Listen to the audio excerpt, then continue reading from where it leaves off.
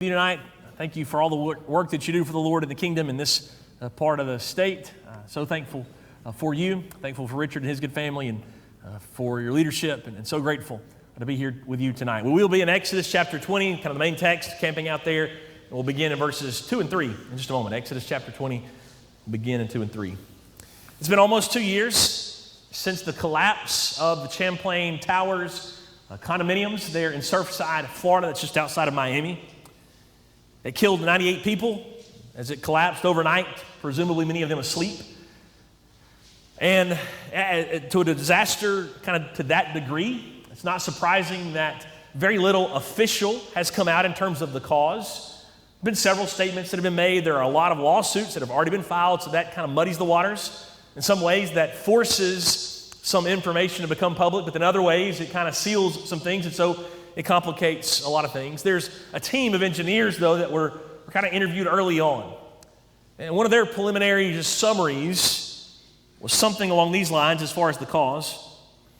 A structural column or concrete slab beneath the pool deck, which is ground level, likely gave way first, causing the deck to collapse into the garage below, forming a crater beneath the bulky midsection of the tower, which then caved in on itself. Now, the parking garage was built below ground so that they could build all 12 of their limited floors. They could only build 12 stories. So they built the garage below deck and then all 12 floors above the ground. And so what first happened is a hole fell into the garage, which weakened all of the columns in that area, which then caused the rest of the building to collapse. Contractor, inspector, some 3 years prior to the collapse, had recommended the need for significant upgrades, urgent upgrades even, that there's cracking where there should not be cracking, there's erosion that's happened because of the wind and the water and the salt that blows off of the ocean. And it's been speculated that there were plans for those improvements to be made, but they never happened. There's one analyst in the time since the collapse who, as an engineer himself, came out and he essentially said this phrase about the original design, that the original design was designed to fail. He even said he was surprised it lasted 40 years based on some of the specifics in the area where the initial collapse began. Foundational security is critical. When a foundation possesses even a slight weakness, the entire structure is at risk. The foundation, doesn't matter how big or small the weakness is, the whole structure becomes at risk. Solomon would talk about this building process and connecting it to some spiritual points, spiritual truths in Psalm 127.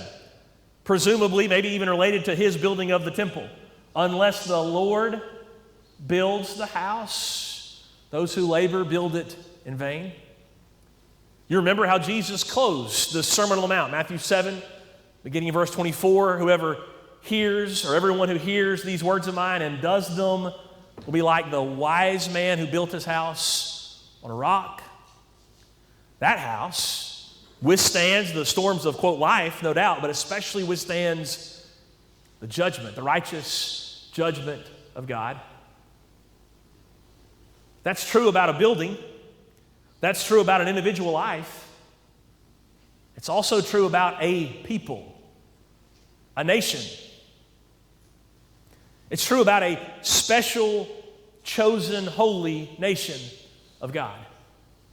And so as we approach Exodus chapter 20, and especially looking at verses 2 and 3, we see that God opens the Ten Commandments with the foundation. He tells them exactly where to start. He's brought them out of Egypt. He's brought them to Mount Sinai and puts them in admittedly, an intimidating set of circumstances. And he begins to outline the nature of his relationship to them, but also their relationship to him. So what will he say about the foundation for this relationship? Exodus chapter 20, beginning verse 2. I am the Lord your God, who brought you out of the land of Egypt, out of the house of slavery. You shall have no other gods before me. And so we ask a question on the front end here tonight. How is this first commandment of the 10, how is this first commandment foundational? Let's look at several different lenses by which it serves as this foundation. It does have a connection back to chapter 19. Chapter 20 is not the first time God speaks to the people from the mountain. He actually has some interactions with Moses prior to chapter 20. So it's almost, maybe not the best analogy, but it's almost as if chapter 20 becomes God on the record for the covenant. He has these conversations with Moses as Moses goes and appears before God and comes down to the people and back and forth. And among those conversations, listen to what God tells Moses to tell them. You yourselves have seen what I did to the Egyptians and how I bore you on eagle's wings and brought you to myself. Now therefore, if you will indeed obey my voice, keep my covenant, you shall be my treasured possession among all peoples. For all the earth is mine, and you shall be to me a kingdom of priests and a holy nation. Then verse 8, they say this, all that the Lord has spoken, we will do. He's setting the stage for them to receive the entire law by which the covenant will then operate. So the purpose of the first command, and arguably all 10 commandments, is to reveal God's love for them in addition to expectations. He's treasured them. He's brought them out. He rescued them like none other. So one writer says this, they needed to understand God's love and his expectations. It was given to a group of immature believers. They needed to have a hard reboot. And here's how he does it. He reminds them who he is and says, no other gods before me. It was given to immature believers who had to learn how to respond to God's grace and live a life pleasing to him. So how do you obey? They might ask. How do we obey? We'll do it. God says, all right, remember who I am. No other gods before me. The whole process and principle of a covenant is based on loyalty. The, quote, foundation, the word we're using, the foundation of any covenant agreement is loyalty, fidelity, constant faithfulness. So he tells them, you're going to build a foundation for this life before me in this covenant. It's going to begin with no other gods before me. But another angle to look at this is his connection to verse number 2, where we see it in connection to God's own identity. Before God tells them what to do, he reminds them of who he is. The Jews had a high place in their minds for verse number 2. Some would even call that the first word or the first commandment. I am the Lord your God, who has brought you out of the land of Egypt, out of the house of slavery. So God is willing to tell them and to tell us what to do, but he does so after reminding us of who he is. God has used his power in a loving way. God uses his power to lovingly deliver them, proving that he has both the authority and the concern. He's compassionate. And those are at the heart of him offering this covenant. So verse 2 is why verse 3 makes so much sense. There's no need to elaborate in verse number 3. There's no need to prove anything in verse number 3 because God has shown them and told them and reminded them of just how great and loving and singular he is. So when he says, no other gods before me, it's completely consistent with his own nature. He's wanting them to think and keep thinking about how they will think about him, and that is with singularity toward him. One scholar, Robert Alter, references another guy and kind of collaborates to come up with an expanded kind of translation of verse number 3, paraphrase even. But it involves the directions of thinking about God. I am eternally, and so you must have no other God alongside me, or instead of me, or infringing upon my eternal presence, and that eternal presence brooks no successors. So no other gods before me is as strong and as high of a statement as he can make. None other in my presence. None other between us, but none other even in view of me. God will not tolerate rivals to the hearts of his people. Listen to how he's going to repeat this. Deuteronomy chapter 6, he's preparing this second wave to go into the land. He's going to do the same thing. Deuteronomy 6, the Shema, verse number 4. There's discussions ad nauseum about how to translate verse 4, but the meaning is still clear. The Lord our God, the Lord is one. God is singular in nature. What's the very next verse? You shall love the Lord your God with all your heart and all your soul and with all your might.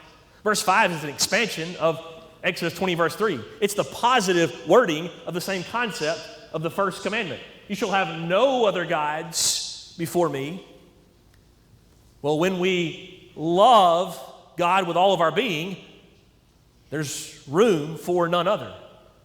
Those are parallel in meaning in our lives. One worded, quote, in the negative and one worded in the positive. And then what do you know? In Deuteronomy chapter 6 and verse 6, he goes next to the commandments. The same progression that happens in Exodus 20. Here's who I am. Here's your singular focus and devotion on me. Here are the commands that flow out of that devotion. But in a third level of application of this command as a foundation for God's people, Israel, is to remember the context out of which they were coming. They had spent a couple of hundred years in Egypt, a highly polytheistic society and culture. They were familiar with all of the gods of Egypt. So in Ezekiel chapter 20, God talking prophetically, looking back and showing how this rebellion has just been a trend with his people, he said, I said to them then, cast away the detestable things your eyes feast on, every one of you, do not defile yourselves with the idols of Egypt. I am the Lord your God. There's that identity statement about God. Verse 8, but they rebelled against me. They were not willing to listen to me. None of them cast away the detestable things their eyes feasted on, nor did they forsake the idols of Egypt. They were exposed to this pantheon of gods in Egypt. So when we talk about the first command being the foundational command, it very much was a hard reboot, a reset for how they would think about gods. Quote, there are no gods, but instead, the true God, the God who loved them and had delivered them. Now listen to how the buildup between the plagues and Sinai talks about this contrast between God's nature as the true God and these false gods. By the time you get to Exodus 20 and verse number 3, and God says, you shall have no other gods before me, it's not really a surprise if you're reading and keeping up. It should not have been a surprise for the Israelites. Listen to the statement he makes in Exodus chapter 12 and verse 12, prior to the final plague. I will pass through the land of Egypt that night, and I will strike all the firstborn in the land of Egypt, both man and beast, and on all the gods of Egypt I will execute judgments. I am the Lord. There again the pattern. He's invoking his own identity. I am the Lord. But the plagues represented a systematic judgment against all the gods of Egypt. I remember in college, some 20 years ago or so, in covering this book, learning like a chart of how every plague was proof that a single god of the Egyptians, the deity of the Egyptians, was futile and powerless. It's a fascinating study in and of itself.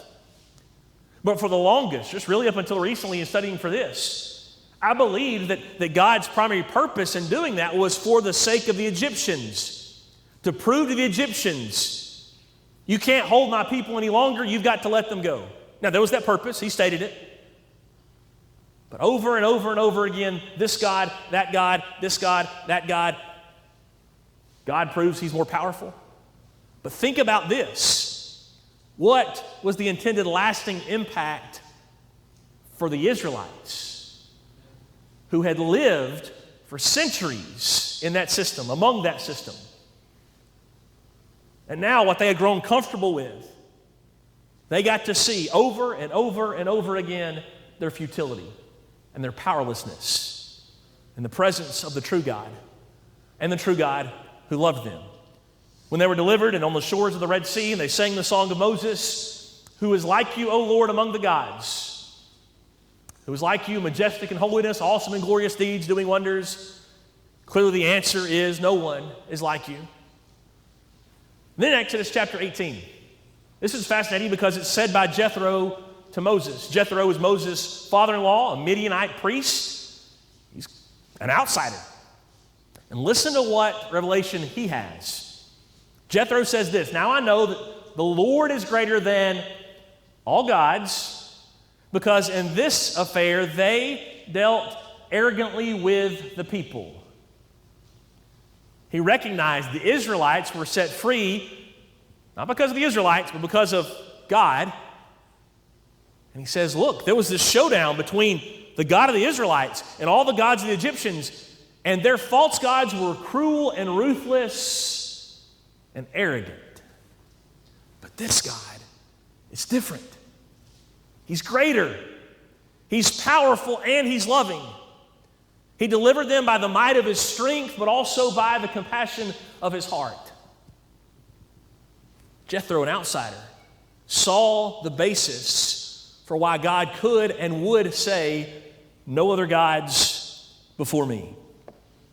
As we apply this today the best we can, it's important we engage both the mind and the heart. The overlap of our thinking and our feeling, we might kind of say it results in values. It's these decisions we make, sometimes even subconsciously. So if we're going to supply some synonyms that might help us with this short statement of verse number 3, it's important we remember we live in a culture that is just as polytheistic as Egypt was, or as Rome was, or as Greece was. We may not call them gods, but there are so many things that can become idols in our hearts. So let's look at these synonyms, and it's a long list. It's just ones that I kept kind of coming up with and thinking might kind of resonate to some degree or another. But you shall have no other causes or explanations. Foundations is our key word. No other grounds, no other satisfactions. No other aspirations, no other values. No other stories or narratives or protagonists. Think about those in a postmodern culture. A culture that loves stories to the neglect of objective truth. There is a story, but it's not our story, it's God's story. No other sources or significance. Think about that one for a minute. We didn't have the time to explore this angle, as powerful and as legitimate as it is. But God is going to over and over again connect this covenant he's giving to his people to the covenant of marriage. And you remember when they rebel and reject him, so often he portrays them as this adulterous wife. We have no significant other than God. No other immortals before God, no other deliverers or motivations or reasons or interests, no other purposes or accounts or defenses or consciences. What's informing our conscience is of utmost importance. No other worldviews, no other standards, heroes, champions. If we just listen honestly to the loudest voices in our culture, it's clear we are searching for a hero. And everyone who is put up as a potential hero or champion keeps coming up short. But God is, especially Jesus Christ is, the one to whom we can look for deliverance. One final thing to just notice quickly about this command is its relationship to the other commandments. He gives this command, and in some ways, he could stop there. You shall have no other gods before me. I am singular in nature, so love me with all of your being. But almost in a paradoxical way, the other direction is true too, that every command he does give flows from this single command. You want to make sense of all the other 9 commandments or the other 600 plus commandments in the rest of the law. It begins with, you shall have no other gods before me. So all the rest of God's commands can be explained by this one. And that means by application, we must understand this, that when we turn away from God's commandments, we admit we're trusting in someone or something else in the place of God. If we regularly reject God's commandments, if we ongoingly live in sin, and then turn around and say, well, at least I don't serve idols, we've been deceived. Idolatry, gods before God, is always upstream from a life of sin. When we allow other gods into our hearts, then all of God's commands become expendable. I get where it comes from, but when we ask, I just don't know why people could do fill in the blank and put a sin there.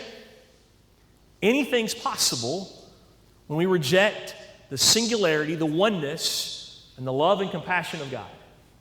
Anything is possible. So with that in mind, in our final few minutes, about 12 minutes or so, I want us to notice 2 different points in the timeline of the Israelites. Just to kind of see how this foundation, as it is cracking among them, and just how it has dire consequences. What if we ask the question, what happens before the calf? We're familiar with the golden calf incident. We know that's a clear violation of the second commandment of making a graven image. But notice how there's plenty of signs that have shown something's not right in their hearts.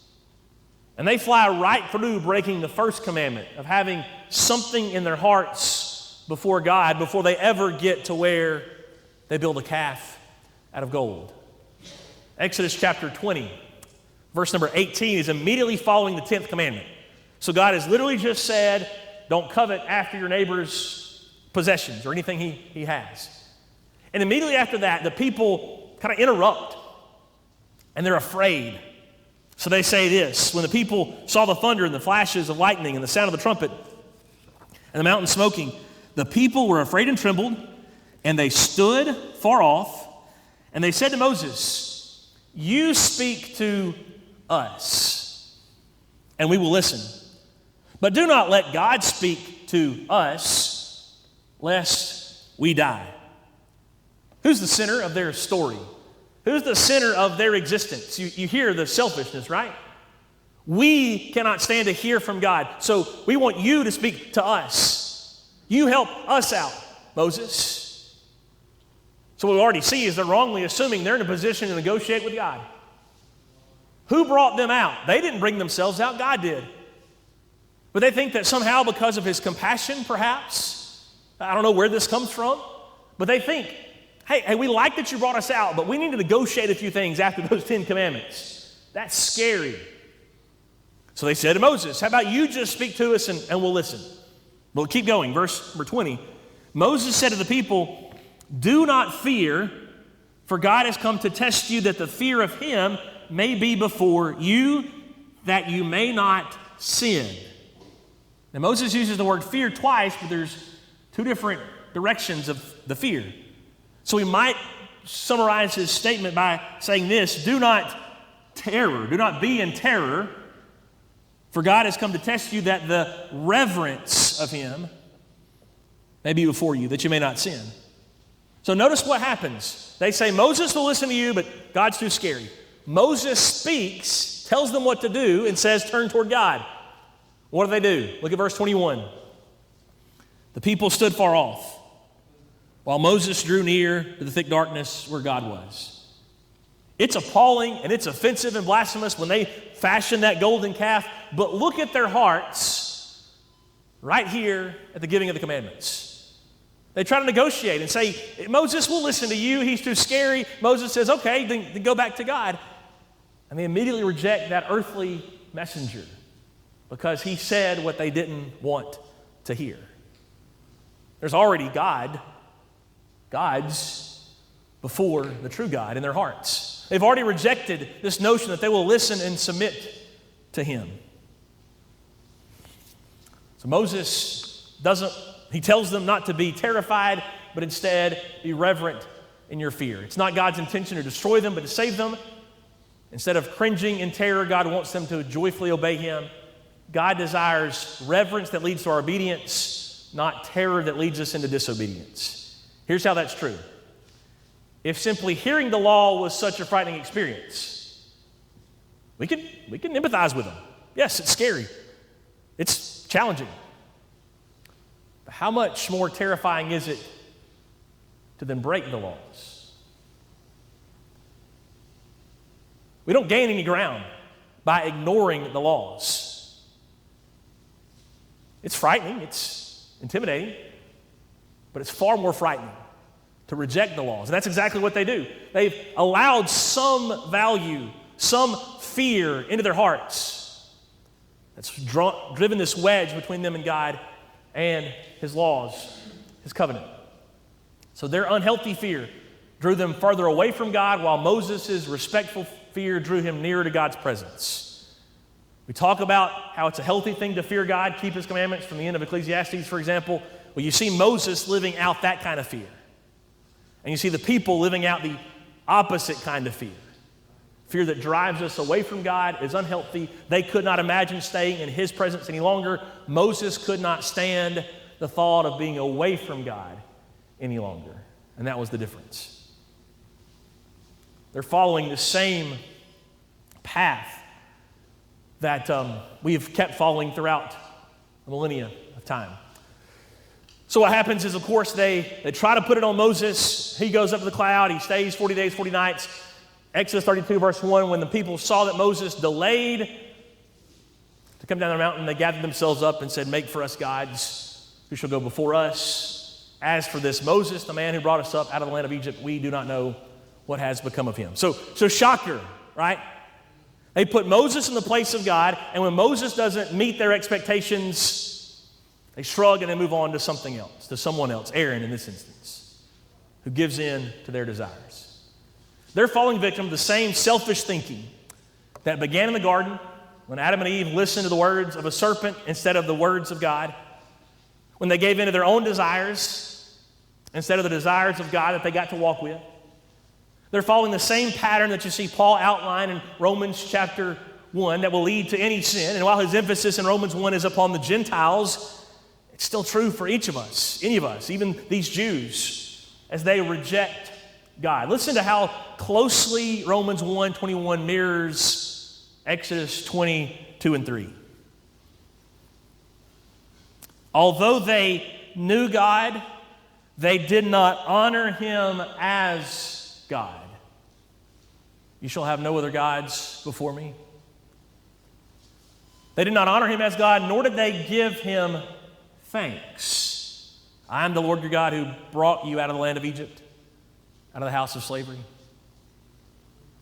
If God was deserving of anything by the Israelites, it was gratitude and appreciation for delivering them, out of which would flow this singular devotion. So using Paul's language from Romans 1, the cycle continues, right? You don't honor God even though you know him. You don't thank God even though you know him. Well, what happens? You give yourself over to idolatry. You give yourself over to sin, and God gives you up to the consequences of your sin. The people knew who God was and what he had done for them. And yet they allowed something, some feeling, some value to enter their hearts and wedge between them and God. Final question to ask, kind of continue to follow the timeline here for the Israelites. God gives them the foundation. Here's who I am, no other gods before me. We might ask, why does God care so strongly? I know you'll likely discuss the phrase next week that God is a jealous God. Why is God a jealous God? And it's a righteous, just, compassionate jealousy. It's in our best interest. Everything God gives us is for our good. So he's jealous for our sake. Well, why does he care so much? Why does he make such a big deal about this? Why does he set this as the foundation? To kind of use vernacular from our modern age that resists this, why would God be so exclusive? Listen to Exodus 34, beginning verse number 12. Take care lest you make a covenant with the inhabitants of the land to which you go lest it become a snare in your midst. If compromise begins to be your mode of operation with these peoples, it's a trap. It will trap you. You see how no other gods before me would eliminate any compromise with the peoples around them. But now go a step further. Deuteronomy chapter 12, the second wave, as they prepare to enter the promised land. Deuteronomy 12, verse 31. You shall not worship the Lord your God in that way, in the ways of the inhabitants around you. So don't even take their practices and bring them to me. Here's why. For every abominable thing that the Lord hates, they have done for their gods. For they even burn their sons and their daughters in the fire to their gods. The things they do for their gods are sinful and abominable, and they go so far as to offer their own children to their gods. So don't join them. Don't become like them. The overall principle is this: the more false gods are worshiped, the more there is this feelings and thinking in our hearts that's not God, but instead competes with God, the more everyone suffers, especially the vulnerable. The only way to true justice is by singularly focusing on the God of justice. We can never achieve any level of justice just by having compromise, just by saying that we need to do whatever it takes to be liked. We start with no other gods before me. It's no secret that every time the culture just seems to take another step away from God, that it's the vulnerable, the sick, the weak, the old, the frail, the young, who are the ones who are, quote, sacrificed. It's no secret, it's no surprise that the targeted audience of the moral revolution, it's a part of this cultural change, is our children. So, lest we think the best way to reach that culture is to stop preaching against it, to stop studying with them, to stop teaching them about the singular nature of God, if we give in with compromise, there are and will be generational consequences of our own children. So why does God care so much? He cares about our souls. He also cares about the generational souls of our children and children we could be reaching with the gospel. All right, as we close, let's turn our attention quickly to Christ and how he is the answer to all of this for us. As we mentioned in the devotional a moment ago, Colossians is all about the fullness of Christ. And so he gets to chapter 2, and he's talking about the Laodiceans and the Colossians both, and he says his prayer and his work that their hearts may be encouraged, being knit together in love, to reach all the riches of full assurance of understanding and the knowledge of God's mystery, notice, which is Christ. You want to be full of the knowledge of God? You can only be full of God when you're full of Christ. Verse 3, in whom are hidden all the treasures of wisdom and knowledge. So you see the all language, the full language, right? No other gods before me. Love the Lord your God with all of your being. It's God's desire that our hearts are full of Christ. Again, why? Why does God care so much? Well, verse 4.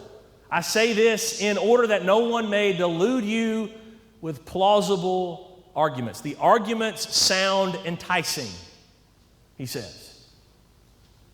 But they will not delude you when your fullness is Christ. We have the reverent fear of God that draws us nearer to God and to his commandments. But thanks be to God that through Christ, we also have full satisfaction. It keeps us from wandering away from him and from his love. Let's pray together. Dear Almighty God and Father in heaven, we thank you for revealing and showing us yourself, for giving us your commands and for giving us your Son. We thank you for your constant love and compassion and how that guides your power and your might. We're thankful for this study in the Ten Commandments, and especially this first commandment. Help us to never take for granted, and help us to never shy away from the singular nature that you possess and that you thus expect for us to have singular devotion toward you from. Thank you for this good audience, for this good church. Bless them tonight and the rest of the week, especially as they seek laborers for the harvest. Thankful so much for Jesus. And it's through his precious name that we pray. Amen.